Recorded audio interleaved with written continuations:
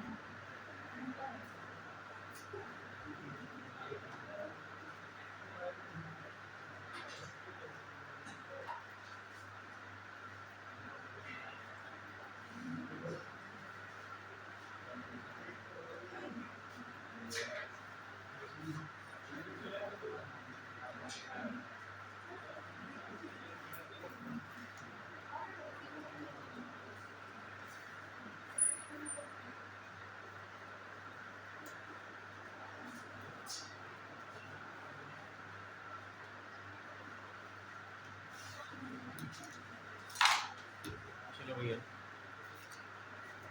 Current affairs आज हम लोगों को डिस्कस करना है। करंट अफेयर्स के अंतर्गत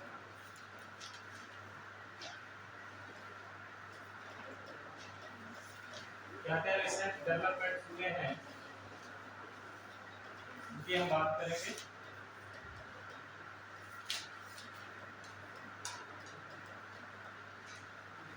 आज मानवों का अंतिम दिन भी है,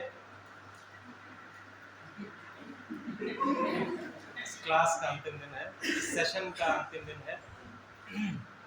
आप लोगों की परीक्षा 14 तारीख को पूरी परीक्षा दे रहे हैं कुछ, ठीक है। सबसे पहला टॉपिक डालिए, गैलापागोस द्वीप समूह। गैलापागोस द्वीप समूह। गैलापागोस द्वीप समूह है कहाँ पे, इसकी लोकेशन क्या है? लोकेशन है इसकी भैया साउथ अमेरिका। साउथ अमेरिका इसकी लोकेशन है और ये कहाँ पर आता है? इक्वाडोर। इक्वाडोर नामक कंट्री है आपके साउथ अमेरिका में। यहाँ से ये 965 किलोमीटर की दूरी पर है और इसी की प्रशासनिक सीमाओं के अंतर्गत आता है आपका गैलापागोस द्वीप समूह। गैलापागोस द्वीप समूह ये टोटल कितने द्वीपों का समूह है? इसमें टोटल आपके 13 आइलैंड्स आते हैं गैलापागोस द्वीप समूह में। अभी रिसेंटली इसमें क्या क्या डेवलपमेंट हुआ है? सबसे पहला डेवलपमेंट तो ये है कि यहाँ पर एक आर्क है जिसको जाना जाता है किस नाम से? डार्विन आर्क, ठीक है। डार्विन आर्क के नाम से जाना जाता है और डार्विन आर्क का क्षय के कारण ये डार्विन आर्क पूर्ण तरह से नष्ट हो गई है, ठीक है। मैं आपको मैप के माध्यम से दिखा, चित्र के माध्यम से आप देख समझ पाएंगे कि डार्विन आर्क क्या है और क्या हुआ है, ठीक है। तो ये है आपकी डार्विन आर्क और डार्विन आर्क आपकी क्या हो गई है? ये जो हिस्सा ऊपर का है ये हिस्सा डार्विन आर्क का अब टूट चुका है। ये जो हिस्सा है ये क्या हो चुका है? नष्ट हो चुका है, टूट चुका है, डिटेरिएट हो चुका है। कारण इसमें कई सारे हैं, ठीक है। कारण इसमें कई सारे हैं जिसमें प्रमुखता से आपका कारण है El Nino effect. El Nino effect और साथ ही साथ क्लाइमेट चेंज, जलवायु परिवर्तन, इसके क्षय होने का महत्वपूर्ण कारण बनते हैं, ठीक है। इनसे रिलेटेड आपसे क्वेश्चन पूछा ही जा सकता है गैलापागोस द्वीप के समूह के बारे में, क्योंकि यहाँ पर जो वेजिटेशन है या हम कह सकते हैं कि प्राकृतिक संसाधन है ये बहुतायत मात्रा में पाए जाते हैं। और दूसरा इसका इंपॉर्टेंस है ये एक फिशर या हम कह सकते हैं फिश एरिया है। फिश यहाँ पर आपकी फिश हंटिंग सबसे ज्यादा होती है, फिश हंटिंग सबसे ज्यादा होती है। इसका सबसे बड़ा द्वीप लिख लीजिए, 13 द्वीप मैंने बताया, सबसे बड़ा द्वीप है Isabella. Isabella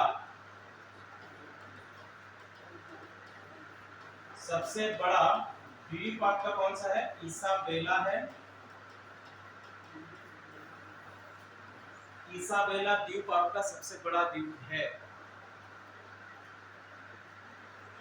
Darwin arch, Darwin arch की हम लोग बात कर रहे थे, इसका एक और नाम भी है पिलर ऑफ एवोल्यूशन, क्योंकि हम लोग ये जानते हैं कि चार्ल्स डार्विन के द्वारा कौन सी थ्योरी दी गई थी?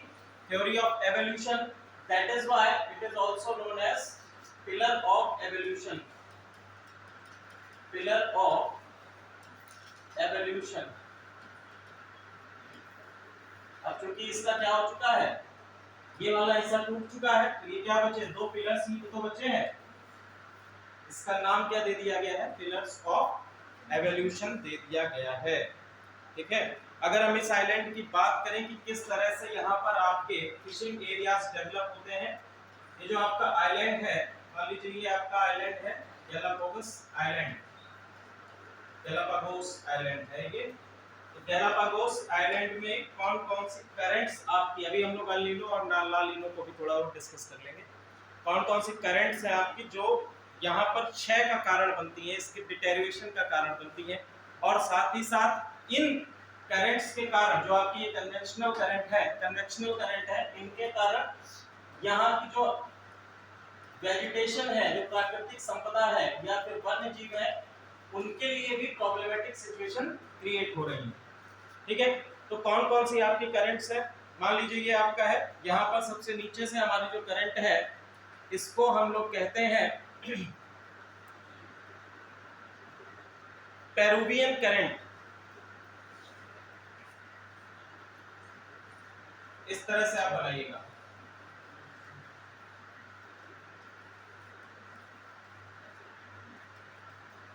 साउथ डायरेक्शन में ये आपकी है पेरुवियन करंट, या जिसको हम लोग कहते हैं पेरू धारा। ये आप लोगों ने इकोनॉमिक्स को सॉरी ज्योग्राफी में पढ़ा होगा। इधर से हम बात करेंगे, इस डायरेक्शन में जो आपकी करंट आ रही है, इसको हम लोग कहते हैं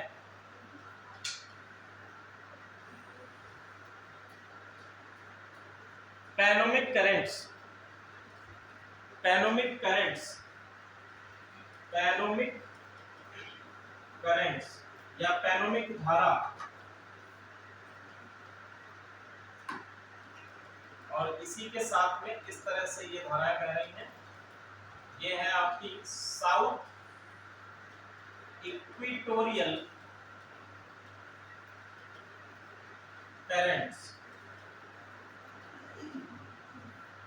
साउथ इक्वेटोरियल करंट्स या दक्षिण भूमध्य धाराएं। धाराएं आप लोगों को पता है, करंट्स किसे कहते हैं? ज्योग्राफी में आप लोगों ने करंट्स पढ़े हैं। ठीक है, क्या होते हैं?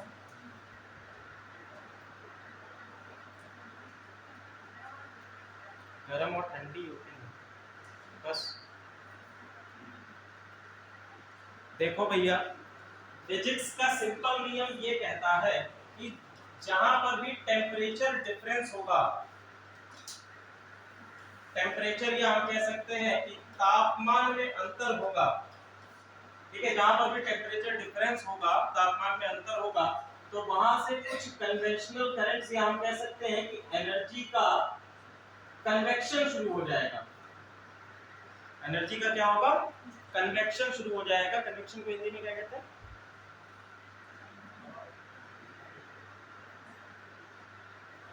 क्या कहते हैं भाई? नहीं पता। हाँ,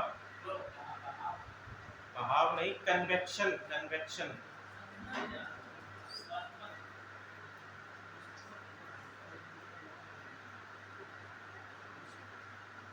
कन्वेक्शनल करंट्स होती है ना।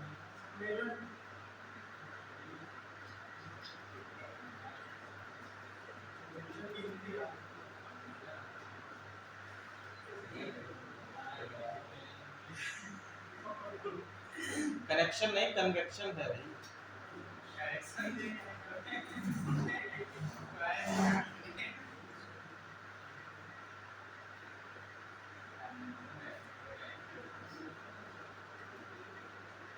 संवहन,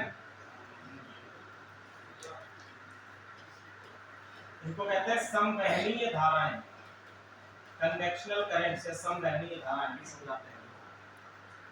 आप लोगों ने ये कंसेप्ट पढ़ा होगा कि energy can never be created nor be destroyed, it can only change its form.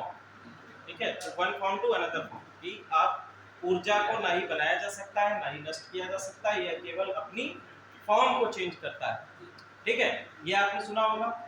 इसी के माध्यम से जब हम बात करते हैं कि ऊर्जा के बहाव की, ठीक है, तो उसमें तीन आपने कंसेप्ट पढ़े होंगे। एक आपने कंसेप्ट पढ़ा होगा कंडक्शन, ठीक है, दूसरा आपने कंसेप्ट पढ़ा होगा कन्वेक्शन, और तीसरा आपने पढ़ा होगा कंसेप्ट जो कि सन से होता है, जिसको हम लोग रेडिएशन, ठीक है, जिसको हम लोग कहते हैं रेडिएशन। कंडक्शन, कन्वेक्शन और रेडिएशन, ठीक है, ये तीन आपके ऊर्जा के बहाव के लिए कंसेप्ट्स हैं। तो जब भी एनर्जी का बहाव होता है तो कहते हैं कंडक्शन और कन्वेक्शन और रेडिएशन के थ्रू होता है। आप समझिए कि कंडक्शन या कन्वेक्शन होता क्या है। मान लीजिए कि लास्ट स्टूडेंट बैठे हुए हैं और उन तक किसी पुस्तक को पहुंचाना है, और ये पुस्तक मान लीजिए है एनर्जी, ठीक है, तो मैंने क्या किया, मैंने आपको दे दिया, आपने उनको दे दिया, उनसे उनसे पहुंचा, इस तरह से एक एक करके क्या हुआ, पहुंच गया। ठीक है, या फिर मैंने पुस्तक को किसी एक बच्चे को दे दिया और बच्चा उठा और डायरेक्टली उसने वहां तक पहुंचा दिया। तो जो पहला मैंने तरीका अपनाया वो हो गया आपका कंडक्शन। ठीक है, दूसरा तरीका मैंने अपनाया कि एक बच्चे को दे दिया, वो पहुंच गया दूसरी जगह, तो वो हो गया कन्वेक्शन। और मैंने ये पुस्तक डायरेक्टली उन तक फेंक दी, वो हो गया आपका क्या, रेडिएशन। अब देखो, जब हम लोग खाना वगैरह पकाते हैं तो आपका जो चम्मच होता है, यदि उसको हम गैस पे रख दें तो यहां से गर्म होना शुरू होगा, लेकिन धीरे धीरे क्या होगा कि उसका ये जो हत्था है ये भी क्या होगा, गर्म हो जाएगा। यही क्या कहलाता है, कंडक्शन कहलाता है। ठीक है, ये क्या कहलाता है, कंडक्शन कहलाता है। और कंडक्शन के लिए एक कंडक्टर की आवश्यकता पड़ती है। ठीक है, एक चालक की आवश्यकता पड़ती है। अगर चालक नहीं होगा तो कंडक्शन नहीं हो पाएगा। क्लियर है।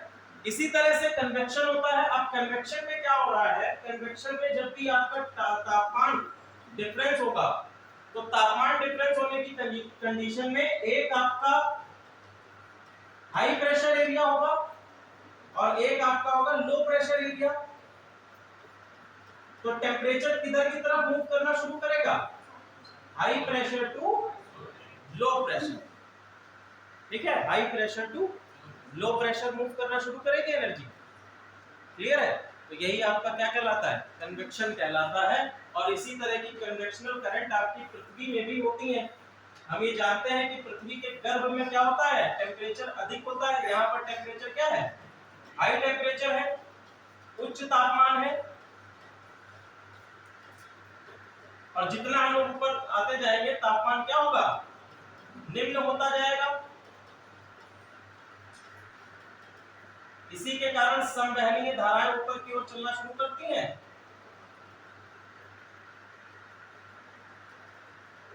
और जैसे ही ये पृथ्वी के पृष्ठ से आकर टकराती हैं, ये क्या होती हैं, डाइवर्ट हो जाती हैं।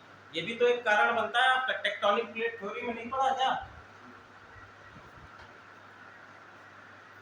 भूगोल में पढ़ाया गया है कि नहीं, टेक्टोनिक प्लेट थ्योरी पे नहीं पहुंचे, तो बहुत गलत बात है। ये तो कोर टॉपिक है आपके यूपीएससी का, यही पढ़ा है पीसीएस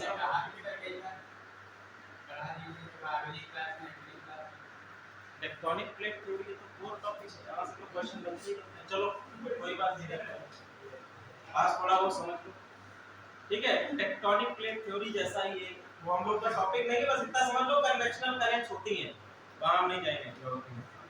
कन्वेक्शनल करंट्स पृथ्वी के अंदर बहती हैं, आपका कॉन्टिनेंट्स में भी, कॉन्टिनेंटल प्लेट में भी, और इसी तरह से बहती हैं आपकी ओशियानिक प्लेट्स में भी। पृथ्वी पर दो तरीके की प्लेटें होती हैं, दो तरीके की चट्टानें पाई जाती हैं, जिनको हम लोग पहला कहते हैं कॉन्टिनेंटल प्लेट्स, और दूसरी हमारी होती है ओशियानिक प्लेट्स, महासागरीय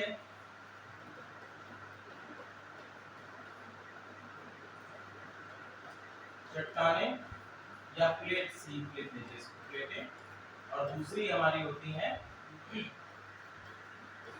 महाद्वीपीय प्लेटें। ये तो आप लोगों ने पढ़ा ही होगा, पैंथालासा, और ठीक है, ये दो तरीके की प्लेटें, और दोनों जगह पर ही आपकी करंट्स बहती हैं। चलो वो हमारा टॉपिक नहीं है, हम लोग आ जाते हैं वापस। तो बेसिकली ये आपका जो एरिया है, इसमें चारों, हम तीनों तरफ से देख पा रहे हैं कि आपकी तीन करंट्स जो है इसको प्रभावित कर रही हैं। ये तो नेचुरल फिनोमेना है, ठीक है, ऐसा होता है। अब देखो, इस पर एक फिनोमेना और काम करता है ज्योग्राफी का ही, वो है आपका एल नीनो इफेक्ट। हम ये जानते हैं कि एल नीनो इफेक्ट के कारण भारत का मॉनसून भी प्रभावित होता है। तो एल नीनो इफेक्ट के कारण ये जो नेचुरल, या हम कह सकते हैं प्राकृतिक रूप से जो चीज चल रही है यहाँ पे, वो प्रभावित हो जाती है, जिसके कारण यहाँ की वन जीवन और जो आपका वन्य संपदा है वो भी प्रभावित होता है। अब हम ये समझने का प्रयास करते हैं कि आपका एल नीनो इफेक्ट है क्या। एल नीनो इफेक्ट, एक आपका एल नीनो होता है, दूसरा इसी का अपोजिट भाई होता है इसका ला नीनो, ठीक है, ला नीनो, इसको एनसो भी बोलते हैं, एनसो, इसको कहते हैं एल नीनो सदर्न ऑसिलेशन।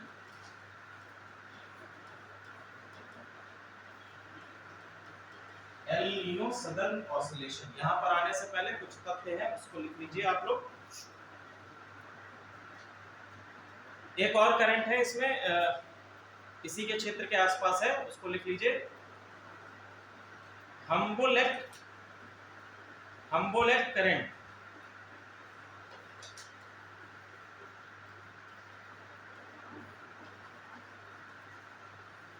देखो, अगर नहीं भी पढ़ाया गया है क्लास में तो मैं आपको बता दूं, घर जाके अगर पीडीएफ मुझे मिलेगा कहीं से तो मैं भेज दूंगा, घर जाके धाराओं को पढ़ लीजिएगा कि कौन सी धारा किस क्षेत्र में है, ठीक है, कौन से कॉन्टिनेंट के आसपास बह रही है, और साथ ही साथ एक और पढ़ लीजिएगा जाके विंड्स, जो आपकी लोकल विंड्स होती हैं।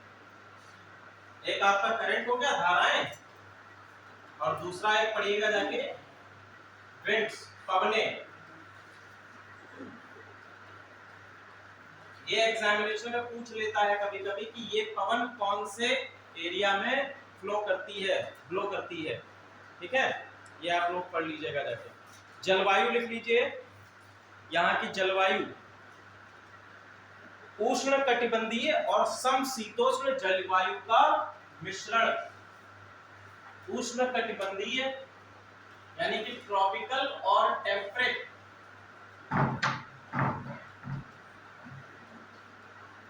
ट्रॉपिकल एंड टेम्परेट, उष्ण कटिबंधीय और समशीतोष्ण जलवायु का मिश्रण। और ये क्यों मिश्रण है ये एरिया, क्योंकि हम लोग देख चुके हैं कि यहाँ पर तीन तरह की धाराएं आपकी मिल रही है। ये जो पेरुवियन करंट्स है, ये पेरुवियन करंट्स आपकी किधर से आती है, ये आपकी भैया आती है टेम्परेट जोन की तरफ से। अगर हम पृथ्वी को डिवाइड करें तो ये आपका हो गया नॉर्थ पोल, इधर हम लोग आ जाएंगे, इधर आ जाए, ठीक है, ये और पूछना पड़ेगा, ठीक है, ये आपका हो गया कर्क रेखा, ये आपकी हो गई मकर रेखा, कर्क रेखा, मकर रेखा, ठीक है। और ये आपका हो गया आर्कटिक सर्कल, अंटार्कटिक, अंटार्कटिक, और ये आपका हो गया आर्कटिक सर्कल। ये जो आपका जोन होता है इसको हम क्या कहते हैं? Tropical zone. क्या कहते हैं? ट्रॉपिकल जोन कहते हैं इसको। हम लोग कहते हैं उष्णकटिबंधीय, उष्णकटिबंधीय क्षेत्र। और ये आपका 0 डिग्री इक्वेटर है। इसके आसपास का थोड़ा बहुत एरिया होता है जो कि आपका क्या कहलाता है? इक्वेटोरियल रीजन कहलाता है, ठीक है। इक्वेटोरियल रीजन कहलाता है जहां पर आपकी इधर से बहने वाली पवनें और यहां से बहने वाली पवनें ये क्या होती हैं? एक दूसरे से आकर मिलती हैं, ऊपर की ओर उठती हैं। और आप ये भी देखेंगे कि विश्व में जितने भी आपके सैटेलाइट लॉन्चिंग स्टेशंस हैं वो आपके इक्वेटर के आसपास ही हैं, ठीक है। सैटेलाइट लॉन्चिंग स्टेशंस जो है वो इक्वेटर के आसपास है। कभी-कभी ऐसा क्वेश्चंस भी आपसे पूछता है कि सैटेलाइट लॉन्चिंग स्टेशंस आपके इक्वेटर के आसपास के जोन्स में ही क्यों बनाए जाते हैं, ठीक है। तो सिंपल रीजन ये है कि दो धाराएं आपस में मिलती हैं आके और ऊपर की ओर उठती हैं, जिससे कि जो आपके व्हीकल्स लॉन्च किए जाते हैं उनको पलायन वेग आसानी से मिल जाता है। क्लियर है? और यहाँ पे लो प्रेशर बेल्ट भी उत्पन्न होती है, इसके ये भी एक कारण है। इसके ऊपर के जो जोन हैं इनको हम लोग कहते हैं, ये वाला जो जोन है आपका, इनको हम लोग कहते हैं टेम्परेट जोन। टेम्परेट जोन या ये क्या कहलाते हैं? समशीतोष्ण क्षेत्र। ये क्या कहलाते हैं? समशीतोष्ण क्षेत्र कहलाते हैं। क्लियर है? समझ में आ रहा है सारी चीजें? अब हम लोग ये समझने का प्रयास करते हैं कि भैया एल नीनो क्या होता है। तो एल नीनो को समझने के लिए पहले तो यहाँ पर हम ये समझेंगे कि नेचुरल कंडीशन या नॉर्मल कंडीशन क्या होती है। पहले तो सामान्य स्थिति समझ लेते हैं कि होता क्या है इस क्षेत्र में।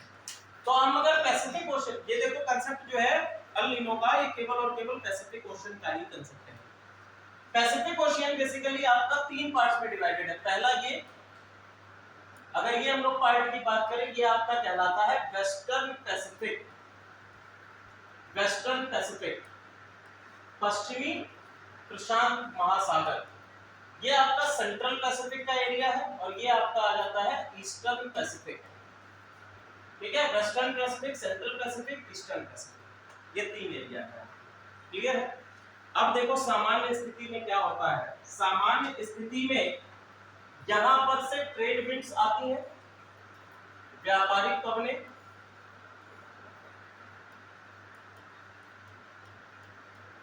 व्यापारिक पवनें, ठीक है। ये ट्रेड विंड्स हो गई।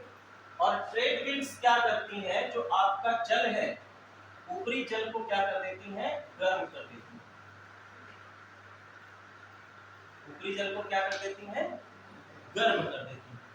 और जैसे ही ये गर्म होता है जल, इस एरिया में, ये जो आप एरिया देख रहे हैं ऑस्ट्रेलिया के आसपास का और एशिया के आसपास का एरिया देख रहे हैं, वेस्टर्न पैसिफिक का रीजन हम लोग बेसिकली कह सकते हैं। ये वेस्टर्न पैसिफिक का रीजन क्या हो जाता है? लो प्रेशर बेल्ट बन जाता है, ठीक है। लो प्रेशर बेल्ट बन जाता है। और यहाँ पर क्या होती है, सॉरी लो प्रेशर बेल्ट है, ये एल नीनो जब होगा तब ये low pressure, high pressure belt बन जाता है, ठीक है। यहाँ पर क्या होता है? हाई प्रेशर जनरेट हो जाता है। हाई प्रेशर जनरेट होने के कारण तापमान बढ़ता है जब जल का, तो यहाँ पर क्या बनते हैं? इवेपोरेशन होकर बादल बनते हैं और इस एरिया में बारिश हो जाती है, प्रेसिपिटेशन होना शुरू हो जाता है। क्लियर है? अब देखो ये जो जल गर्म हुआ है, ये जल धीरे धीरे मूव करना भी शुरू होता है किधर की ओर? आपके साउथ अमेरिका के क्षेत्रों की ओर। और यहां से जब जल खाली होगा तो नीचे का जो ठंडा पानी है वो कहां आएगा? ऊपर की ओर आएगा। ऐसे समझने का प्रयास करिए।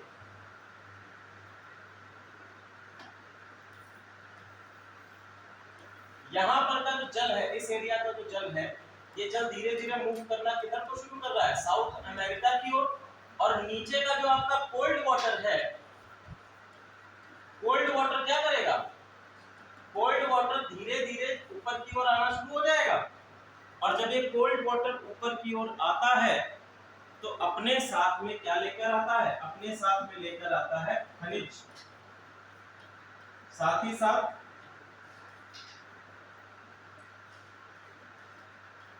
छोटे जीव या फिर हम कह सकते हैं वेजिटेशंस भी आते हैं इसके साथ में, छोटे छोटे जीव ऊपर आ जाते हैं। इनमें सबसे महत्वपूर्ण है फाइटोप्लैंक्टन। फाइटोप्लैंक्टन हिंदी में भी इसको यही कहेंगे, इसको ऐसे लिख देना फाइटोप्लैंक्टन। और एक और है आपका जूप्लैंक्टन। फाइटोप्लैंक्टन और जूप्लैंक्टन ये भी क्या होते हैं, नीचे स्तर से ऊपर की ओर आना शुरू करते हैं। और जब ये ऊपर आते हैं, क्योंकि ये क्या है फाइटोप्लैंक्टन और जूप्लैंक्टन, ये दोनों मछली का चारा भी है, मछलियां इनको खाती हैं, तो इनके साथ में फिशेस भी ऊपर की ओर आना शुरू हो जाती हैं। ठीक है, फिशेस भी ऊपर की ओर आना शुरू हो जाती हैं, और यहाँ पर क्या बन जाता है, फिश कैचिंग जोन बन जाता है, यहाँ पर फिश एरियाज बन जाते हैं, डेवलप हो जाते हैं। ठीक है, ये तो सामान्य स्थिति। और यहाँ पर क्या है, साउथ अमेरिका साइड में ये जोन ड्राई बना रहता है, यहाँ पर आपका ड्राई बना रहता है, क्योंकि यहाँ पर अधिक, या हम कह सकते हैं कि ये लो प्रेशर बेल्ट क्रिएट हो जाता है। ठीक है, लो प्रेशर बेल्ट यहाँ पर क्रिएट हो जाती है। ये आपकी क्या पोजीशन है, ये तो आपकी पोजीशन है सामान्य। अब असामान्य परिस्थितियों में क्या होता है उसको समझने का प्रयास करिएगा।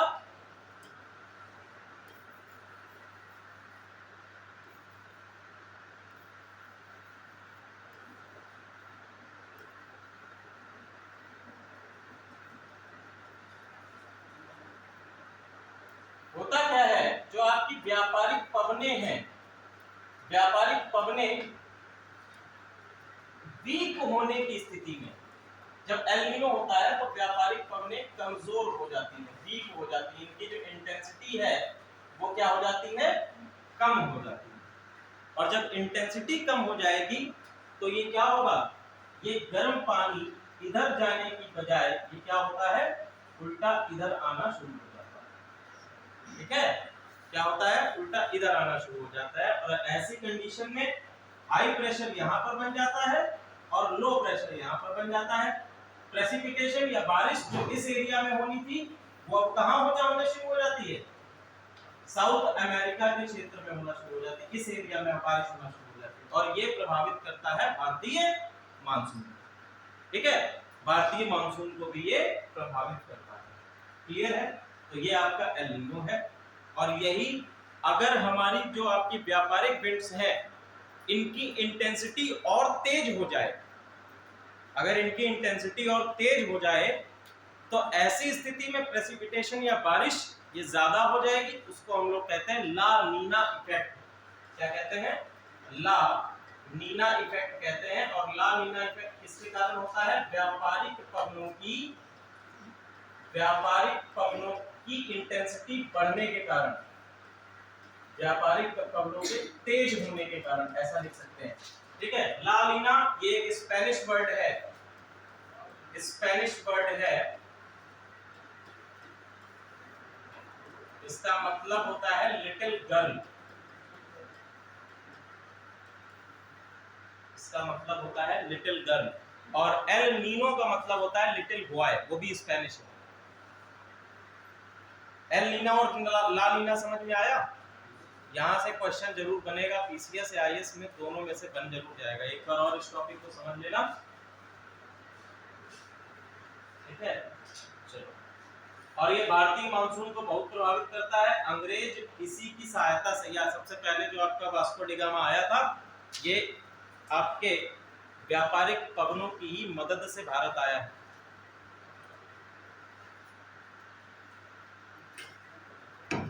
यूरोप, जितने भी यूरोपीय भारत आए हैं व्यापारिक पवनों की मदद से भारत की तरफ आए हैं। मतलब पहले क्या होता था कि जहाज में इंजन तो होते नहीं थे, पवनें क्या करती थी, जहाज को चलाने में सहायक होती थी, तो उनकी मदद से ही आते थे। अब आप लोग लिख लीजिए, यूनेस्को ने जो आपका गैलापागोस आइलैंड है इसको मोस्ट वल्नरेबल आइलैंड घोषित किया है। Most vulnerable island, vulnerable island घोषित कर दिया है। ठीक है, गैलापागोस का मतलब होता है कछुए, और यहाँ पर कछुओं की प्रजाति पाई जाती है जिनका नाम भी गैलापागोस है। ठीक है, गैलापागोस नाम की कछुए की प्रजाति है जो इस आइलैंड पे पाई जाती है, और इन्हीं कछुओं के नाम पर इसका नाम भी रख दिया गया है गैलापागोस। इसके साथ साथ एक और यहाँ पर पाई जाती है प्रजाति हैमरहेड शार्क और मांटा रे। पहले आपके हो गए गैलापागोस, दूसरा है आपका मांटा रे, और तीसरा है आपका हैमरहेड शार्क।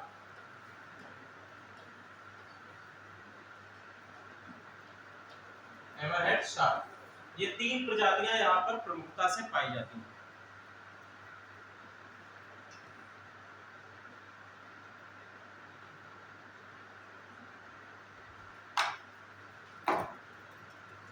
और लिख लीजिए, इसको वाइल्ड लाइफ सेंचुरी 1935 में घोषित किया गया था। इसके संरक्षण के लिए जो कदम उठाए गए हैं, पहला कि वाइल्ड लाइफ सेंचुरी इसको कब घोषित किया गया, 1935।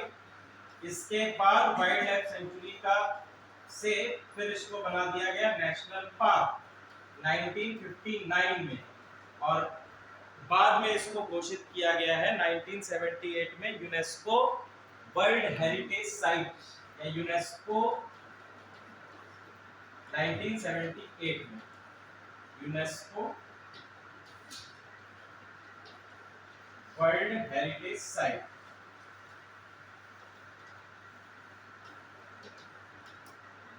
क्लियर है? चलो,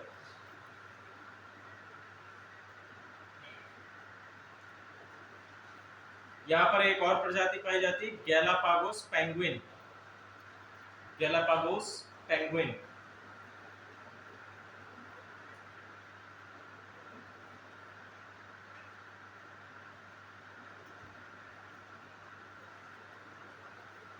और गैलापागोस पेंगुइन के बारे में लिख लीजिए, उत्तरी गोलार्ध में पाई जाने वाली इकलौती पेंगुइन प्रजाति। गैलापागोस पेंगुइन उत्तरी गोलार्ध में पाई जाने वाली इकलौती पेंगुइन प्रजाति है गैलापागोस पेंगुइन। चलो, उत्तरी गोलार्ध पता है सभी को? पता है उत्तरी गोलार्ध क्या है?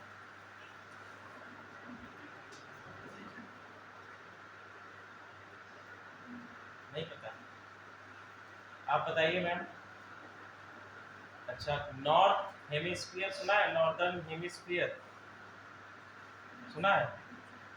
सुना है लेकिन पता नहीं। तुमको यदि हम दो भागों में बांट दें बीच से, ठीक है, तो जो ऊपर का हिस्सा आएगा उसको कहेंगे उत्तरी गोलार्ध, नीचे का हिस्सा आएगा दक्षिणी गोलार्ध। जैसे कि पृथ्वी है, तो पृथ्वी को दो भागों में बांट दो, ठीक है, समझ लो भाई, जिनको नहीं पता है समझ लो। अगर पृथ्वी को दो भागों में बांट दिया जाए, ये आपका 0 डिग्री इक्वेटर है, ठीक है, तो ये आपका कहलाता है उत्तरी गोलार्ध, और ये आपका कहलाता है दक्षिणी गोलार्ध।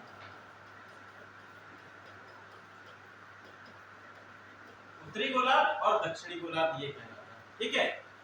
ये तो हमने इसको हॉरिजॉन्टली डिवीजन कर दिया। अगर हम इसका वर्टिकल डिवीजन कर दें इस तरह से, ठीक है, वर्टिकल, तो हम क्या कहेंगे? तो इसको क्या कह देंगे? इसको हम कह देंगे पश्चिमी गोलार्ध, और इसको हम लोग कह देंगे पूर्वी गोलार्ध।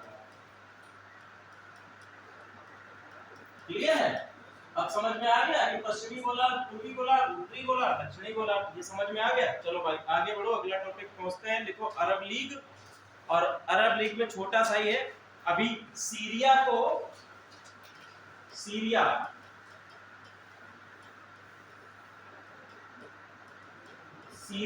वापस से अरब लीग में शामिल करने के लिए मतदान होना है। ठीक है, सीरिया को जो है 10 साल के लिए प्रतिबंधित कर दिया गया था। 10 साल का प्रतिबंध सीरिया पर लगा दिया गया था, क्योंकि सीरिया में जो सीरिया सिविल वॉर चल रहा था उसके कारण सीरिया को अरब लीग से बाहर कर दिया गया था। ठीक है, और ये भी आप जानते हैं कि सीरिया जो है आईएसआईएस का एक अड्डा भी बना हुआ है। ठीक है, इस कारण से अरब लीग से इसको बाहर कर दिया गया था। बात करते हैं अरब लीग की छोटे मोटे। अरब लीग कब बना है? 1945 में अरब लीग को बनाया गया, अरेबियन कंट्रीज के द्वारा अरब लीग को 1945 में इसको बनाया गया। 1945 में संस्थापक राष्ट्र कौन कौन से हैं उनका नाम लिख लीजिए, संस्थापक राष्ट्र। ठीक है, इसके जो फादर कंट्रीज है, कौन कौन सी कंट्रीज इसमें शामिल है? पहला लिखिए मिस्र, सीरिया, लेबनान,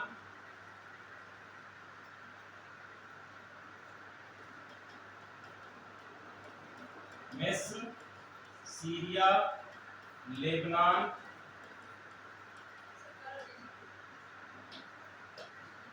ट्रांसजॉर्डन, जिसको वर्तमान समय में जॉर्डन के नाम से जानते हैं, संयुक्त अरब अमीरात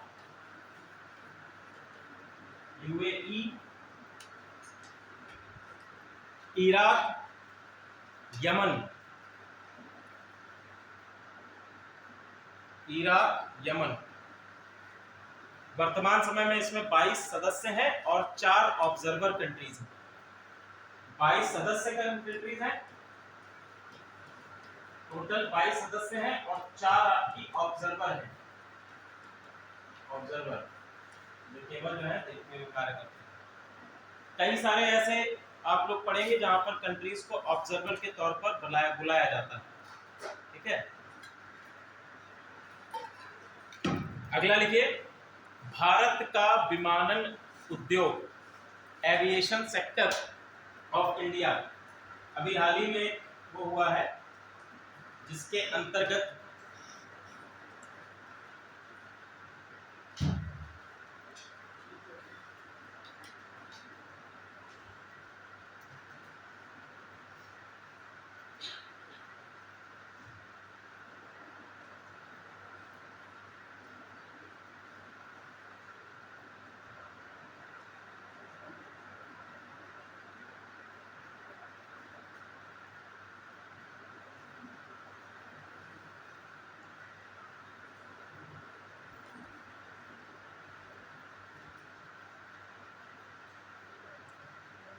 the Financial Action Task Force, Financial Action Task Force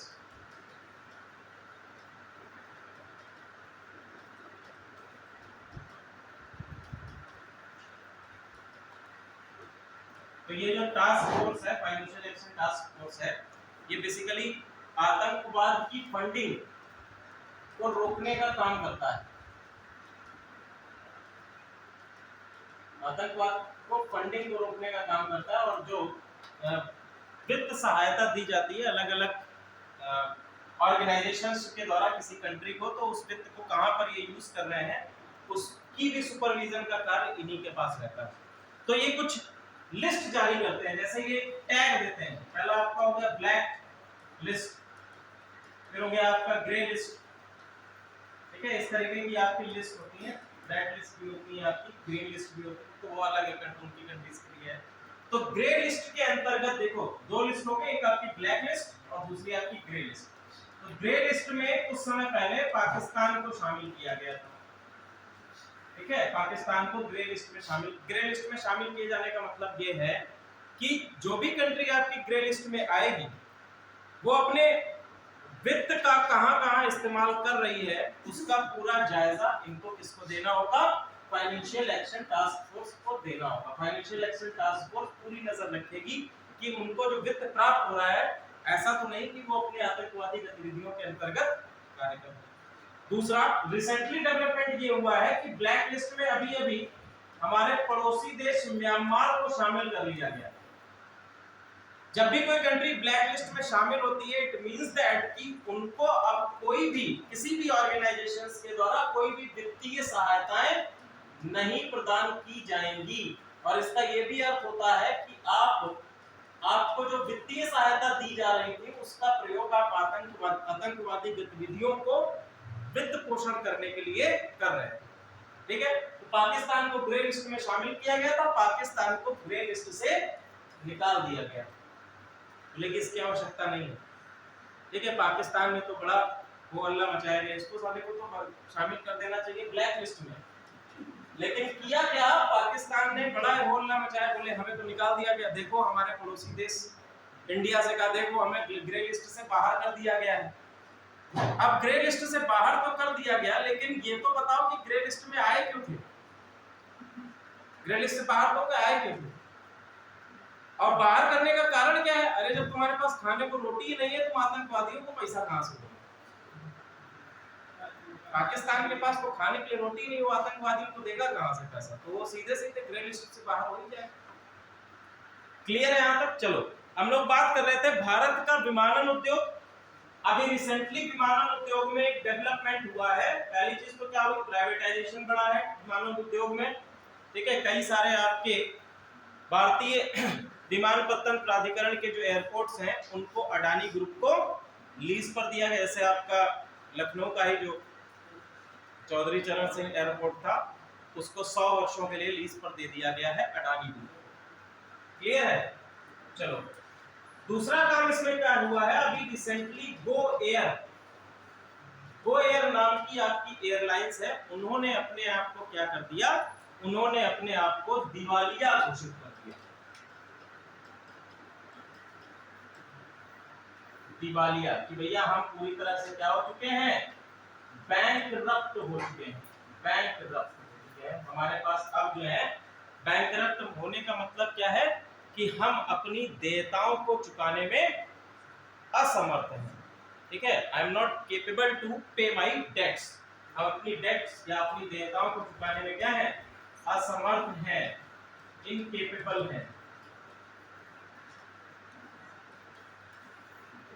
incapable है कि हम भैया नहीं चुका पाएंगे। तो इन्होंने जो है राष्ट्रीय कंपनी कानून प्राधिकरण, लिख लीजिए, राष्ट्रीय कंपनी कानून प्राधिकरण को स्वैच्छिक दिवाला कार्यवाही, अब दिवालिया घोषित कर दिया गया तो उसकी कार्यवाही करेगा कौन? तो इसके लिए है राष्ट्रीय कंपनी कानून प्राधिकरण।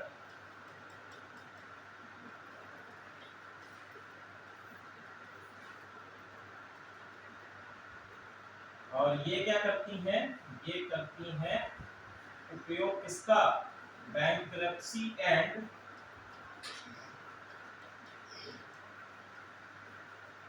इंसॉल्वेंसी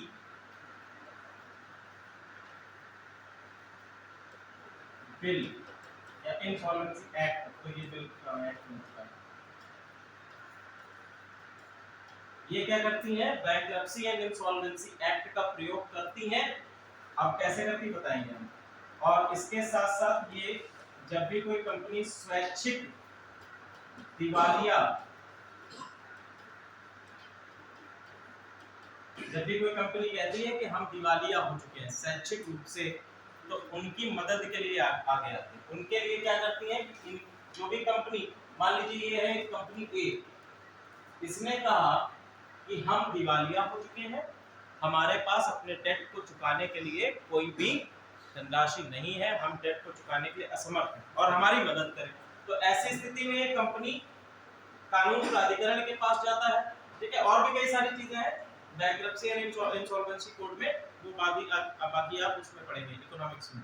ठीक है, कि उसमें ट्रिब्यूनल कैसे बनाया जाता है, कौन कौन से उसमें, और इसमें टाइम होता है 270 डेज का। 270 डेज के भीतर यदि आपने घोषित कर दिया है तो 270 डेज के भीतर आपका ये सॉल्व किया जाना चाहिए। इसके लिए जो आपकी एक्ट है उसमें इनकी जितनी भी, मान लीजिए कंपनी है तो इनके पास कुछ ना कुछ एसेट्स तो अभी भी होंगे, कुछ ना कुछ इनके एसेट्स तो अभी भी होंगे ना इनके पास। मान लीजिए मैं कंपनी चला रहा हूँ, जहाज उड़ाने की कंपनी है मेरी, मैं तो मेरे पास जहाज उड़ाने की कंपनी है, जहाज तो होंगे ही। ठीक है, एरोप्लेन्स तो होंगे मेरे पास।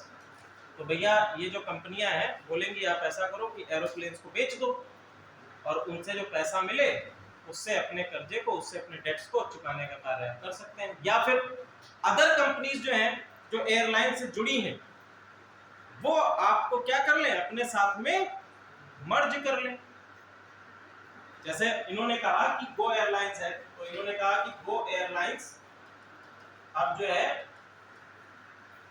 जो आपकी जियो की एयरलाइंस या रिलायंस की एयरलाइंस है उसके साथ में, या हम कहते हैं कि सिंपल ये विस्तारा के साथ में जुड़ जाएगा। ये क्या कर लेगा, विस्तारा जी गो एयरलाइंस को टेक ओवर कर ले। विस्तारा भी एक एयरलाइंस कंपनी है। अब विस्तारा क्या कर ले कि गो एयरलाइंस को टेक ओवर कर ले, तो क्या गो एयरलाइंस की जितनी भी डेट्स हैं वो सभी किसकी हो जाएंगी, विस्तारा की हो जाएंगी।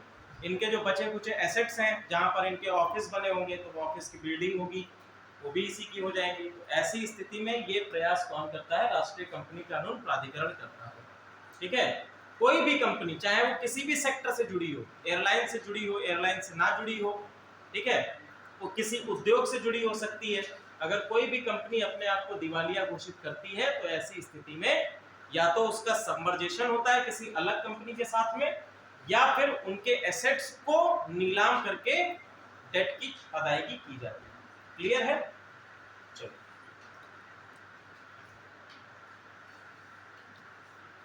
अब ये तो बात हो गई कि न्यूज में था। अब भारत के विमानपत्तन उपयोग की बात करें तो लिख लो, भारत विश्व का तीसरा सबसे बड़ा घरेलू विमानन बाजार है।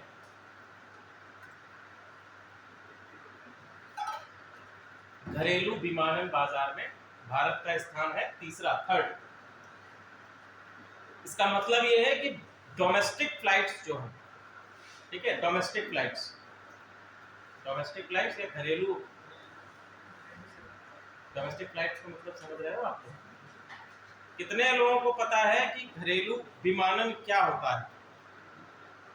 एक, दो, और कोई?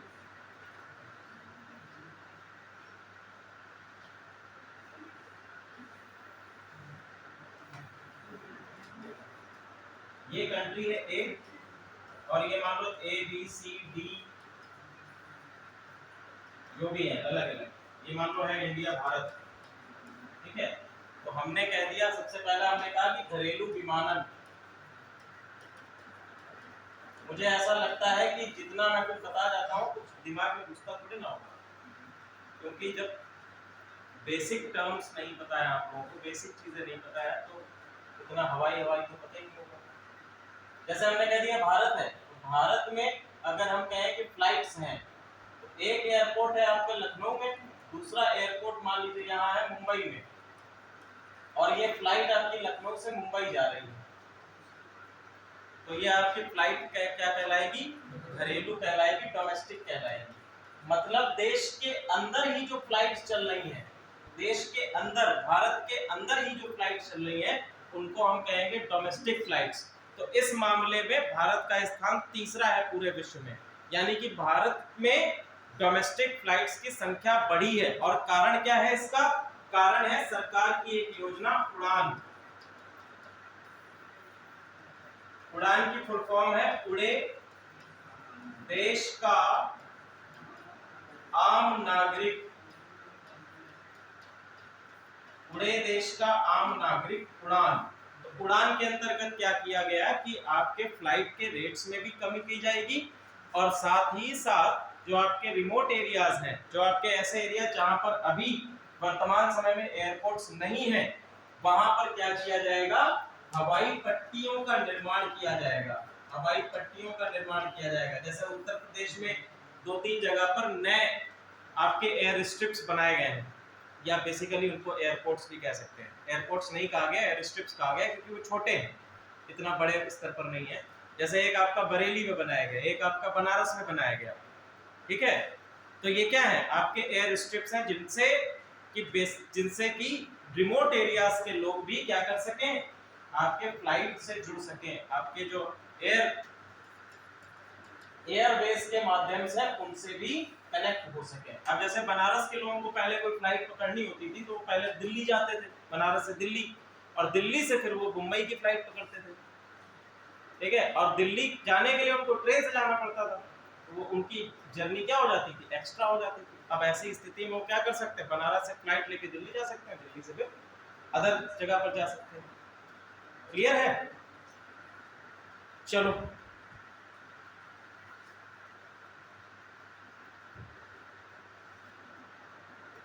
एक और तथ्य लिख लीजिए, 2024 तक हवाई यात्री बाजार में, हवाई यात्री बाजार, अब यहाँ पे डोमेस्टिक और इंटरनेशनल दोनों को हम जोड़ रहे हैं, ठीक है, डोमेस्टिक और इंटरनेशनल दोनों को ऐड कर रहे हैं, तो हवाई यात्री बाजार में ब्रिटेन को पीछे करके दूसरे नंबर पर आ जाएगा, 2024 तक ब्रिटेन को पीछे कर देगा। अब देखो जो आपका विमानपत्तन उद्योग है भारत की जीडीपी में टोटल 5% का योगदान देता है, टोटल 5% का योगदान कहां से, हमारी एविएशन इंडस्ट्री से आता है, ठीक है। अगर हम बात करें कि टोटल हमारे एयरपोर्ट्स की संख्या भारत में कितनी है, तो वर्तमान समय में टोटल एयरपोर्ट्स की संख्या लिख लीजिए 148।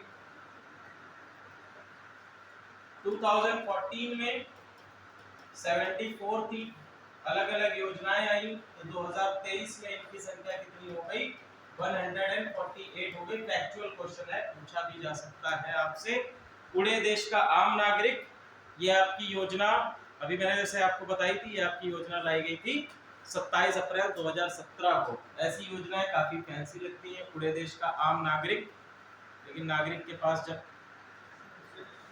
एयरलाइंस में बैठने का पैसा ही नहीं होगा, कहां से बैठे, एयरपोर्ट्स खुलवाने का क्या फायदा। एक आपको अगर लखनऊ से दिल्ली तक की एक फ्लाइट लेनी हो, ठीक है, तो कम से कम मिनिमम फ्लाइट जो है 8000 के आसपास पड़ती है, ठीक है, अगर आपको उसी दिन लेनी हो, और आपको सेम डे लेनी हो, मान लो आज जाना है और 4 घंटे बाद की फ्लाइट है, आप जाके बुक करो, तो कम से कम वो 16 से 18,000 के आसपास पड़ती है, ठीक है, तत्काल में अगर बुक करते हैं तुरंत 16 से 18,000 की फ्लाइट करती है। तो आम नागरिक तो 16 से 18,000 तो वहन नहीं कर सकता है, इतनी तो उसकी महीने भर की तनख्वाह होती है। चलो आगे बढ़ते हैं।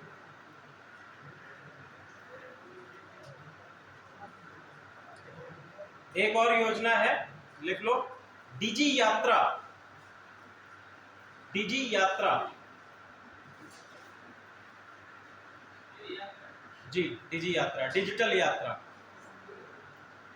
और डिजिटल यात्रा ये सभी जगह पर लागू कर दिया गया है, ये आपका एयरवेज में भी है, और आपके रेलवेज में भी है, और आपके यूपीएसआरटीसी या डिफरेंट बस आपके जो रोडवेज यूज करते हैं उसमें भी आपकी डिजी यात्रा, ये ही कंसेप्ट यूज होता है। डिजी यात्रा का मतलब ये डिजिटल यात्रा। अब आपको खिड़की पर खड़े होकर टिकट कटाने की जरूरत नहीं है। एरोप्लेन्स में भी जब आप जाते थे तो पहले आपको क्या करना पड़ता था, आपका लगेज वगैरह ये आपके एक वो मिलता है, जब आप पहुंचते हैं वहां पर, तो पहुंचने के बाद उसको क्या बोलते हैं, टर्म है, चलो बाद में बताएंगे। तो वहां पर बेसिकली आपको टिकट लेना पड़ता था, ठीक है, अभी वो चीजें खत्म हो गई। क्या नहीं नहीं, जब आपको बोर्डिंग पास कलेक्ट करना होता है, उसको कुछ कहते हैं, टर्म है उसका, क्या नहीं है, चेक इन, ठीक है। तो आप जब एयरपोर्ट पे पहुंचते हैं तो एयरपोर्ट पर जाकर आपको चेक इन करना होता है, तो जब चेक इन करते हैं, चेक इन करने के बाद आपको बोर्डिंग पास मिलता है, बोर्डिंग पास ही आपका टिकट होता है, ठीक है, आप अपना आईडी वगैरह दिखाना पड़ता है, पूरा चेक इन होती है। तो अब चेक इन करने के लिए ऑनलाइन पोर्टल दे दिया गया है, तो आप ऑनलाइन पोर्टल से आप अपना बोर्डिंग पास डिजिटल रूप में डाउनलोड कर सकते हैं। आपके पास कितना लगेज है वो सारी चीजें आप उस पर डाल सकते हैं कि हमारे पास देखो इतना लगेज है, ये सारी चीजें, तो डिजिटल रूप से आप ये कर सकते हैं। अब जैसे आपको बस का टिकट है, तो बस का टिकट भी आप ऑनलाइन बुक करा सकते हैं, आप डायरेक्टली बस में बैठ जाओ जाके। तो ये डिजिस यात्रा के अंतर्गत उठाए इनिशिएटिव्स, ठीक है। वो बात अलग की है कि अभी हाल ही में यूपीएसआरटीसी की वेबसाइट हैक हो गई थी, और उसके बाद ये अमेरिका वगैरह के कुछ हैकर्स थे, उन्होंने हैक कर लिया यूपीएसआरटीसी की वेबसाइट को, मतलब उत्तर प्रदेश रेलवे ट्रांसपोर्ट का आपका कॉर्पोरेशन है, इसकी वेबसाइट को ही हैक कर लिया गया, सारे यूजर का डेटा निकाल लिया गया और उन्होंने 10 मिलियन या 10 बिलियन बिटकॉइंस की डिमांड करी थी कि उसके बाद ही हम इसको, अभी तक बहाल नहीं हो पाई ये सुविधा, अभी भी यूपीएसआरटीसी की साइट से ऑनलाइन हम बुकिंग नहीं कर सकते, ठीक है। एक और लिख लो, नभ, NABH, नभ,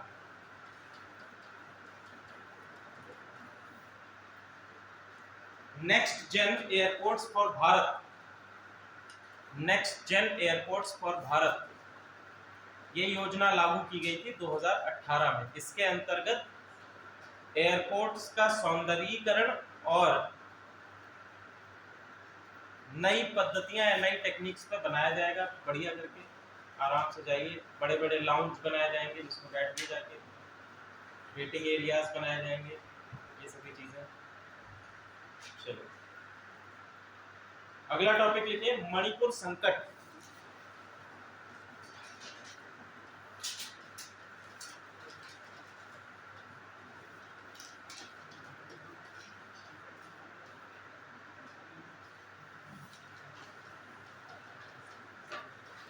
मणिपुर की राजधानी इम्फाल, मणिपुर की राजधानी इम्फाल, और यहाँ पर की कौन है, MC मैरी कॉम।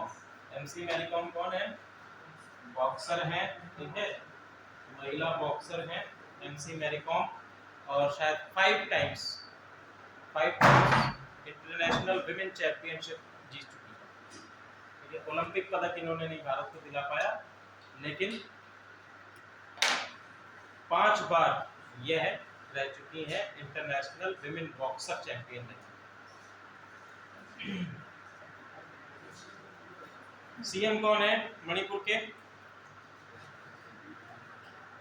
मणिपुर के सीएम का नाम लिख लीजिए, Virendra Singh, chief minister Virendra Singh.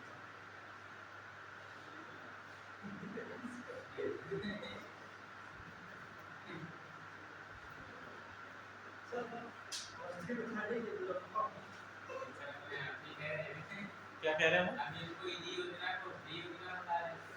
Easy योजना को क्या कह रहे हैं, फ्री योजना।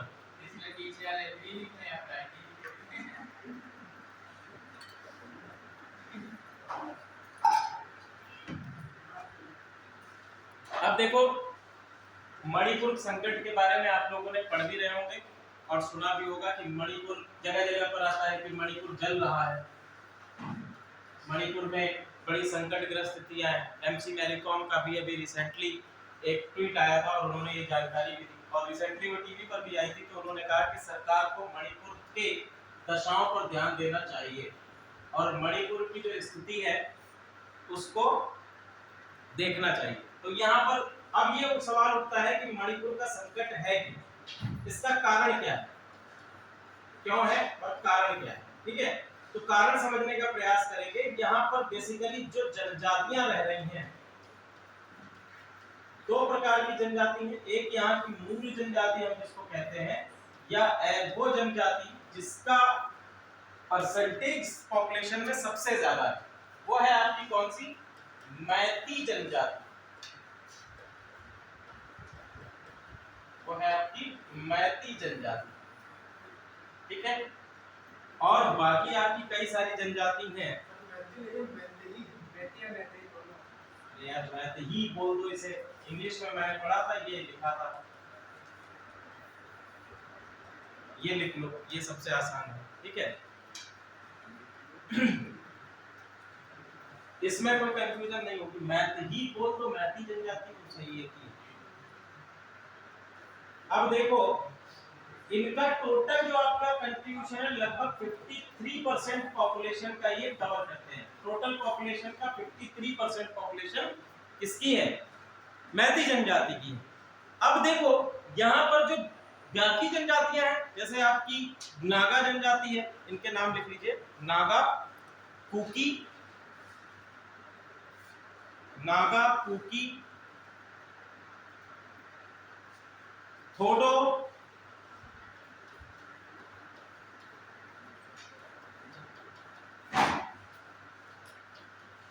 देखो भैया, ये जो डेटा रहता है ये सारा डेटा इंग्लिश में रहता है, और इंग्लिश में मैं उसको कन्वर्ट करता हूँ हिंदी में, तो थोड़ा बहुत तो हिंदी में ट्रांसलेशन में वो हो ही जाता है।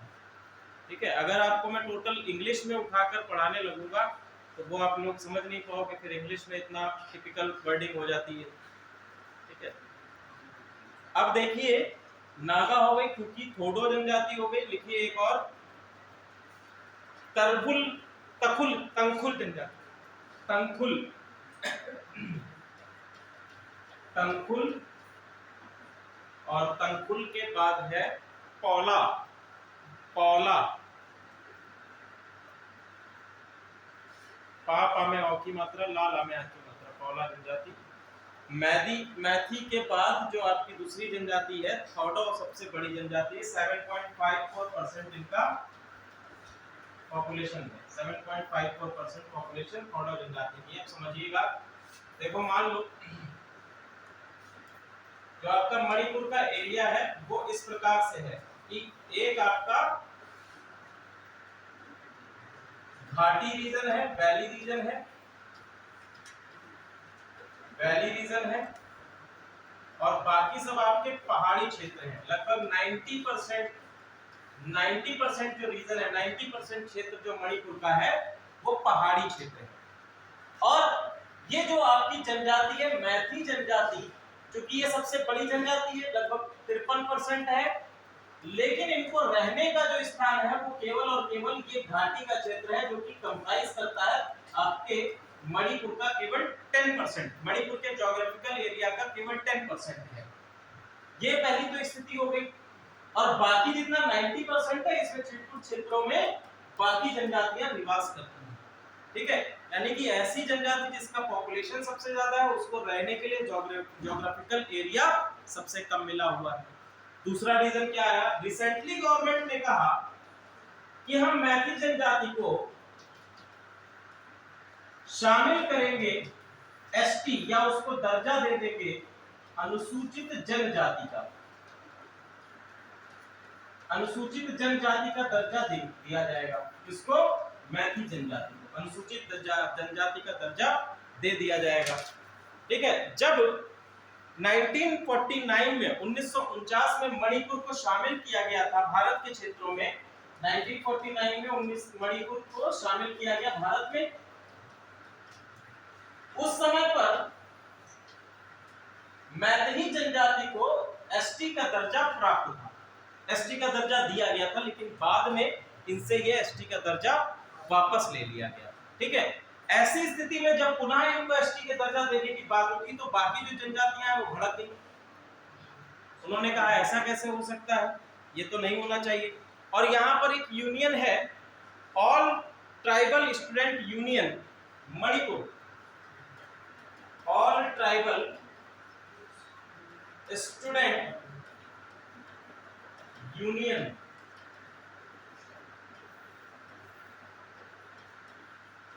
मणिपुर।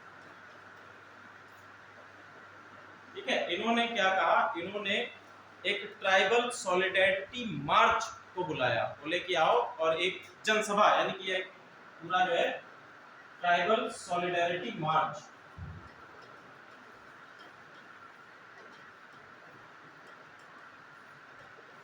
बेसिकली हम कह सकते हैं जुलूस इन्होंने निकाला, और ये लगभग पूरे मणिपुर के 10 जिलों में, 10 डिस्ट्रिक्ट में ये जुलूस निकाला गया, और इसी के समय हिंसा भड़क गई। हिंसा के द्वारा दो आपके जो जिले हैं वो सबसे ज्यादा प्रभावित हुए। पहला आपका प्रभावित हुआ इम्फाल, और दूसरा आपका प्रभावित होता है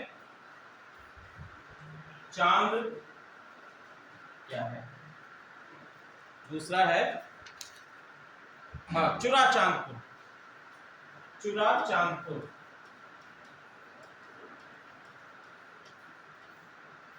चुराचांदपुर ये इम्फाल का सबसे बड़ा डिस्ट्रिक्ट है, सबसे बड़ा जिला। ठीक है, दूसरा सबसे बड़ा जिला इम्फाल है, और यहाँ पर लिखिएगा सबसे बड़ा कस्बा है, सबसे बड़ा टाउन, लार्जेस्ट टाउन,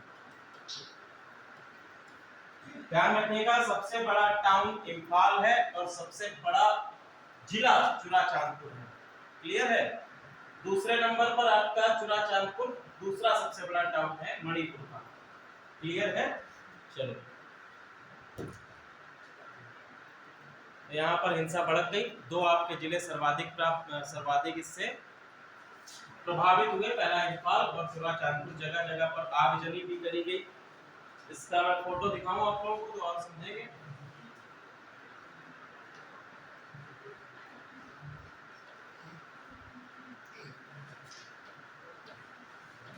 और इसके बाद यहाँ पर शूट एंड साइट के ऑर्डर जारी कर दिए गए। सभी जिला अधिकारियों को शूट एंड साइट के ऑर्डर जारी कर दिए गए हैं।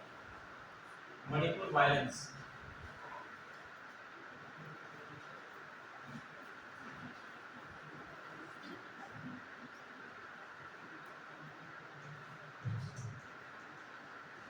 भाई ये देखिए, ठीक है।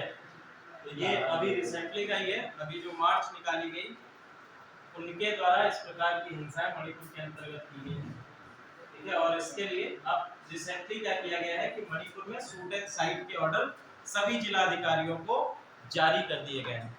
अब शूट एंड साइट का ऑर्डर भैया कौन कौन से प्रावधान हैं सीआरपीसी में और हमारी आईपीसी में, जिनके अंतर्गत शूट एंड साइट के ऑर्डर हैं, और इनसे सीआरपीसी 1973 का सीआरपीसी क्या कहता है, ये किससे संबंधित है, इसको लिख लीजिएगा। गैर कानूनी सभाओं को भंग करने से संबंधित, ठीक है।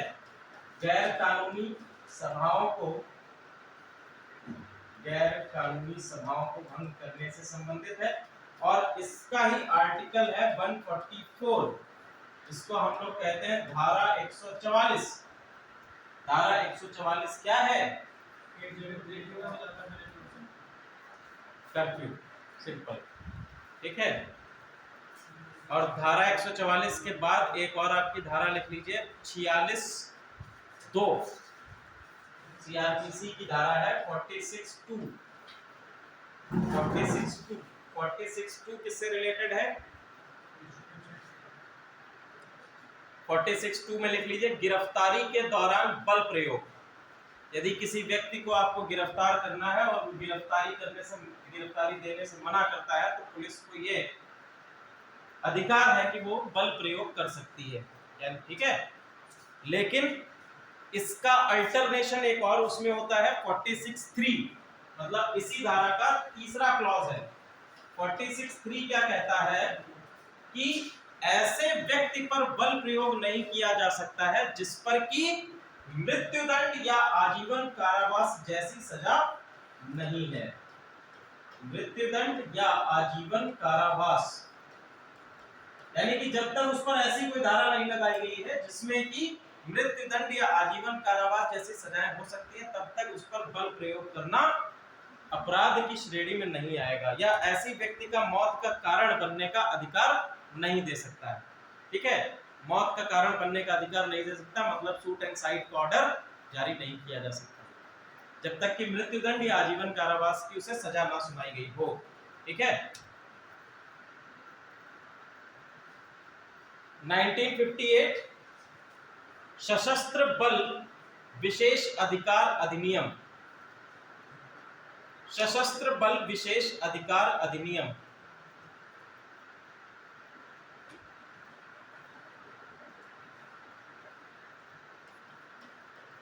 सशस्त्र बल विशेष अधिकार अधिनियम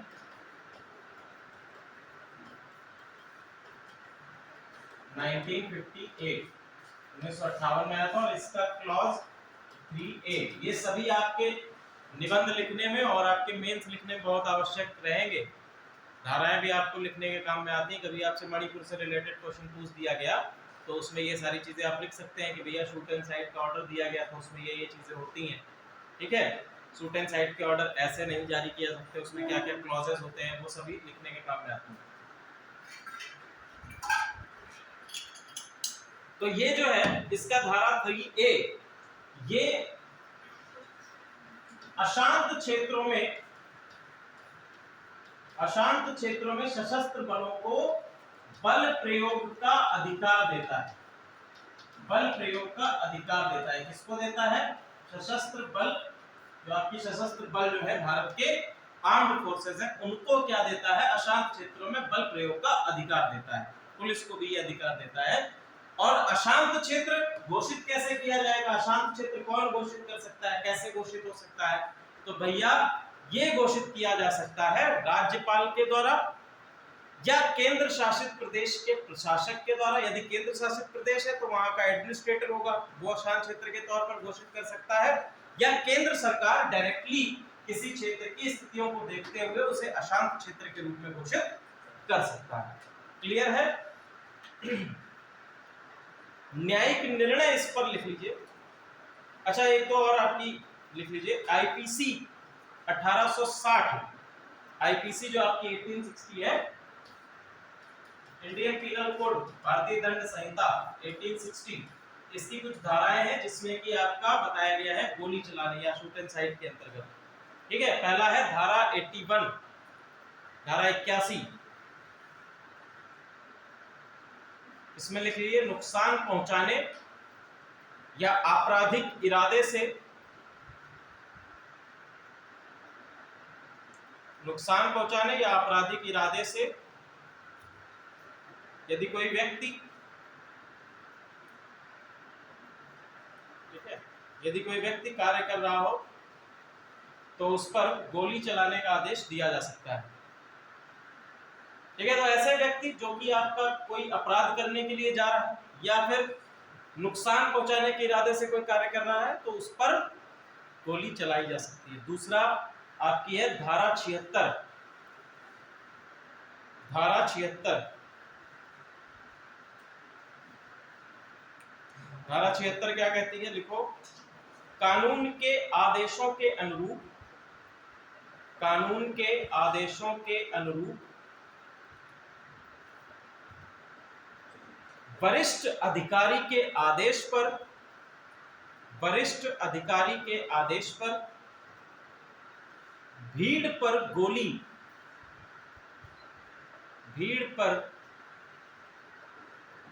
गोली सैनिक द्वारा चलाई जा सकती है और इसे अपराध की श्रेणी में नहीं रखा जाएगा।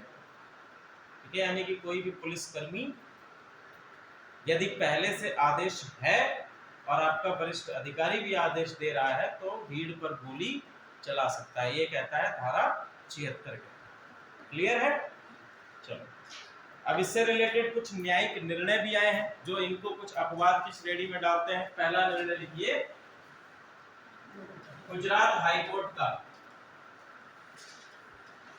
गुजरात हाईकोर्ट का निर्णय है जयंती लाल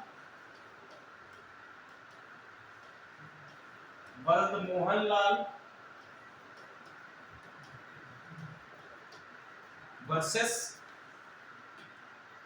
एरिक रेनिसन, एरिक रेनिसन 1974 का ये केस है। देखो, केस स्टडीज भी इंपॉर्टेंट है आपके लिए, एथिक्स के पेपर में आती है केस स्टडीज। ठीक है, इसमें लिख लो हाईकोर्ट का यहाँ पर आदेश क्या है। हाईकोर्ट ने आदेश दिया, कर्फ्यू आदेश के उल्लंघन में, कर्फ्यू आदेश के उल्लंघन में, यानी कि कहीं पर कर्फ्यू लगा है, कर्फ्यू का अगर उल्लंघन होता है, उल्लंघन में गोली मारने का अधिकार नहीं है। ये 1974 में आपके गुजरात हाईकोर्ट ने कहा है।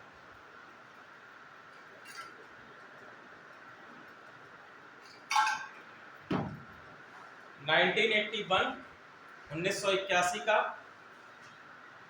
पश्चिम बंगाल राज्य, पश्चिम बंगाल राज्य बनाम शिव मंगल सिंह, पश्चिम बंगाल राज्य बनाम शिव मंगल सिंह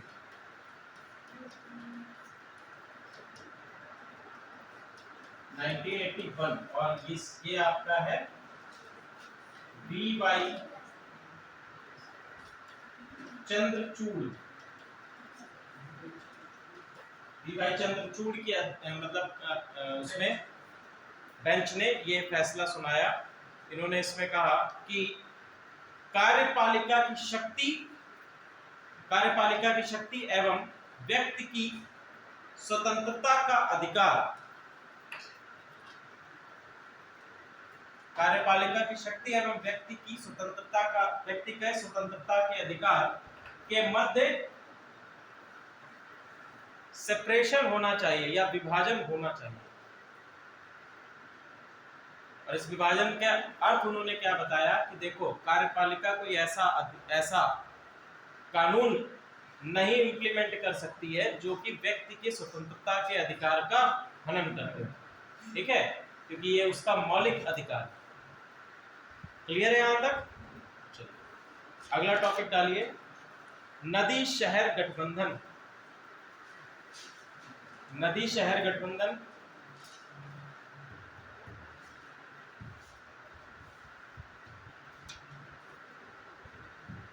इसमें केवल तथ्य लिख लीजिए। 2021 में से लॉन्च किया गया था, लॉन्च्ड इन 2021।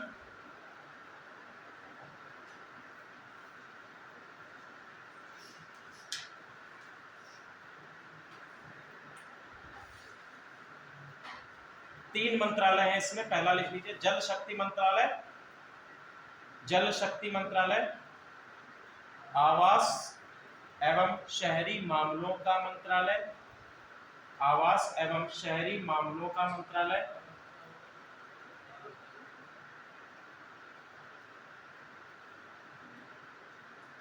एक और मंत्रालय है जल संसाधन, जल संसाधन नदी विकास, जल संसाधन नदी विकास, गंगा संरक्षण विकास, गंगा संरक्षण विभाग, जल संसाधन नदी विकास और गंगा संरक्षण विभाग। ये आपके तीन जो हैं ये शामिल रहेंगे इसमें।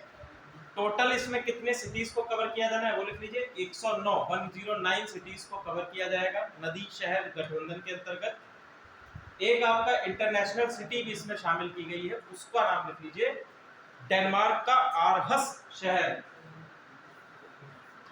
डेनमार्क का आरहस शहर। वैसे तो इसमें जितनी भी सिटीज आपको मिलेंगी वो गंगा नदी के आसपास की सिटीज मिलेंगी, ऐसी सिटीज जहां से गंगा नदी बह रही है।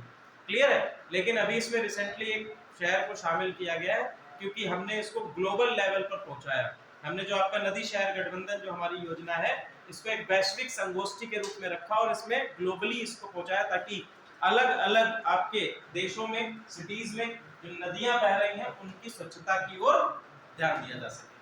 तो एक नए शहर को इसमें शामिल किया गया और हर सिटी को इसमें शामिल किया गया है, ठीक है। इसके साथ साथ संयुक्त राष्ट्र जल सम्मेलन का नाम आप लोगों ने बताया था, हम लोगों ने अभी हाल ही में हुआ है न्यूयॉर्क में, मार्च में हुआ था संयुक्त राष्ट्र जल सम्मेलन। और यहाँ पर आपकी जो नदी शहर परियोजना है इसकी थीम चलाई गई और इसी के अंतर्गत एक मीटिंग और हुई है धारा 2022-23 जिसको कहा गया है धारा 2023, ठीक है। ये आपकी कहाँ पर हुई है? पुणे में मीटिंग ये हुई है। अगर आपसे ये क्वेश्चन पूछा जाता है कि धारा 2023 किससे संबंधित है तो ये आपकी किससे संबंधित है? ये आपकी नदी शहर गठबंधन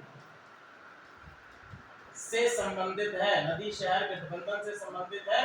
और कार्यक्रम का नाम भी आप लिख लीजिएगा, कार्यक्रम का नाम national mission for clean Ganga, national mission for clean Ganga, उसके अंतर्गत धारा 2023 शुरू की गई। दो चार क्वेश्चन और है आपके जो पूछे जा सकते हैं। एक लिख लीजिए गंडीकोटा घाटी, गंडीकोटा घाटी ये कहां पर है? गंडीकोटा घाटी ये किस नदी पर स्थित है?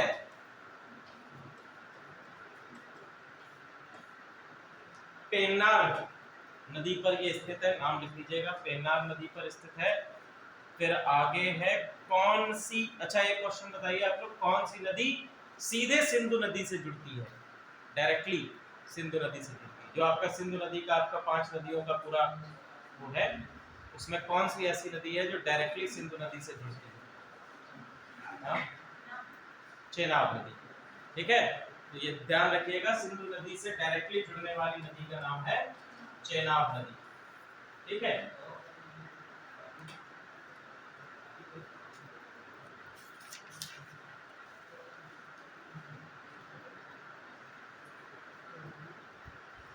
राष्ट्रीय मातृभाषा दिवस कब मनाया जाता है?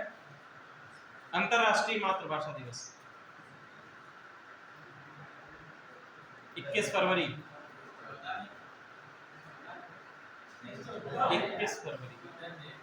21 फरवरी लिख लीजिए, अंतरराष्ट्रीय मातृभाषा दिवस। कोई बात नहीं, होता रहता है। अंतरराष्ट्रीय मातृभाषा दिवस, एक्चुअल बता रहा हूँ, टाइम कम है इसलिए। देखो, एक अभी रिसेंटली डेवलपमेंट हुआ है, हमारा जो आर्टिकल नंबर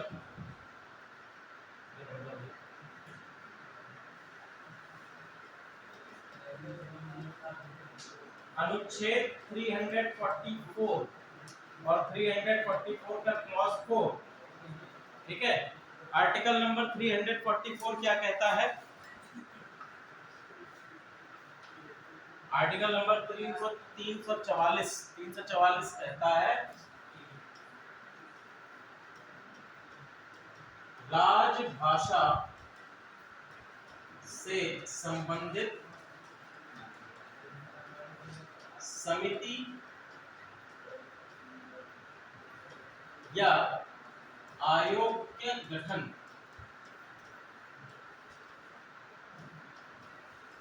ये किससे संबंधित है कि राजभाषा की अगर बात होगी तो राजभाषा के संबंध में आयोग या संसद की समिति बनाई जा सकती है। और आर्टिकल नंबर 344 के अंतर्गत जो है ये बताया गया है कि समिति का प्रारूप कैसा होगा। तो उसमें बताया गया कि आपकी 30 मेंबर की समिति होगी और 30 मेंबर में से 20 आपके लोकसभा से होंगे और 10 आपके राज्यसभा से होंगे। 10 मेंबर्स आपके राज्यसभा से होंगे और उनको, ये जो मेंबर्स हैं, इनको उसी तरह से चूज किया जाएगा जिस तरह से राष्ट्रपति का चूज इलेक्शंस होता है। राष्ट्रपति का इलेक्शन मतलब अनुपातिक प्रतिनिधित्व प्रणाली या पद्धति, और मत कैसा होगा? एकल संक्रमणीय मत, सिंगल ट्रांसफरेबल वोट के अकॉर्डिंग होगा। अब ये होता कैसे नहीं समझेंगे, पॉलिटी में पढ़ा होगा। ठीक है, तो हुआ क्या है वैज्ञानिक और तकनीकी शब्दावली आयोग का गठन किया गया। ठीक है, वैज्ञानिक एवं तकनीकी शब्दावली आयोग,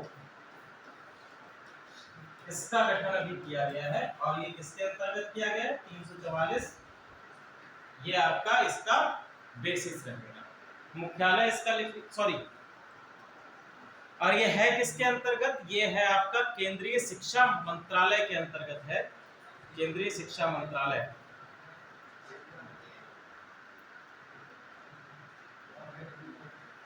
तो इनका काम क्या रहेगा? इनका बेसिक काम ये रहेगा, जैसे हम लोग ये बात करते हैं कि भैया जो आपके टेक्निकल टर्म्स होते हैं, जैसे ज्योग्राफी कोई आपका टेक्निकल टर्म्स है, साइंस का कोई टर्म है या इकोनॉमिक्स का कोई टर्म है, हम लोगों को इंग्लिश में होता है तो नहीं समझ में आता है, या जो क्षेत्रीय भाषाओं से जुड़े लोग हैं, परीक्षाओं की तैयारी कर रहे हैं, उनको वो टर्म्स समझ में नहीं आते। तो इसके अंतर्गत ये आयोग क्या करेगा? 10 भारतीय क्षेत्रीय भाषाओं में, 10 भारतीय भाषाओं में इन वैज्ञानिक और तकनीकी शब्दों का ट्रांसलेशन करेगा। ठीक है, एक पूरी शब्दावली बना दी जाएगी जिससे उन टर्म्स को आप अपनी भाषा में आसानी से समझ पाएंगे। क्लियर है? चलो अगला एक और टॉपिक लिख लीजिए। एक आपसे पूछा गया था सवाल यूपीएससी में, हल्बी, हो, कुई, ये तीनों अलग अलग हैं। एक आपका है हल्बी, दूसरा है हो और तीसरा है कुई। और ये पूछ दिया गया ये है क्या? हल्बी, हो, कुई, ये क्या है? ठीक है, तो ये भैया है आदिवासी भाषाएं। इस तरह से क्वेश्चन भी आपसे बन सकते हैं कि आपकी भाषाएं हल्बी, हो, कुई। अब लिखो एक और आखिरी लिख लो कि ऑल इंडिया रेडियो अब आकाशवाणी के नाम से जाना, ठीक है। ऑल इंडिया रेडियो जो है आकाशवाणी के नाम से जाया जाएगा। और ऑल इंडिया रेडियो किसके अंतर्गत आता था? यह आता था प्रसार भारती के अंतर्गत। हेडक्वार्टर इसका कहाँ है? दिल्ली में। क्लियर है? इसका आदर्श वाक्य क्या है? वेरी गुड, बहुजन हिताय बहुजन सुखाय इसका टैग लाइन है, ठीक है। मायावती की टैग लाइन में बहुजन हिताय बहुजन सुखाय। टोटल प्रसारण केंद्र 470 470 प्रसारण केंद्र है, जो कि 23 भाषाओं और 179 बोलियों में प्रसारित होते हैं। 23 भाषाओं इनके जो कार्यक्रम है और 179 बोलियों में प्रसारित किए जाते हैं।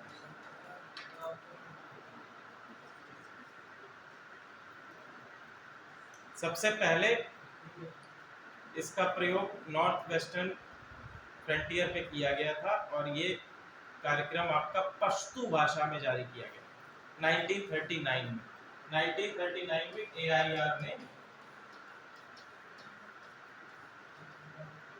नॉर्थ वेस्टर्न फ्रंटियर, जो आपका बेसिकली पंजाब और सिंध का एरिया है, यहाँ पर पश्तू भाषा में कार्यक्रम जारी किया गया था।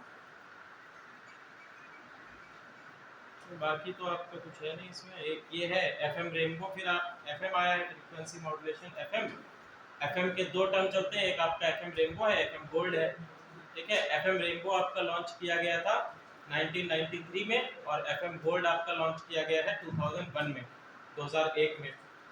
एक और इसी का वर्टिकल है विविध भारती, ठीक है। विविध भारती तो आप लोगों ने बहुत ही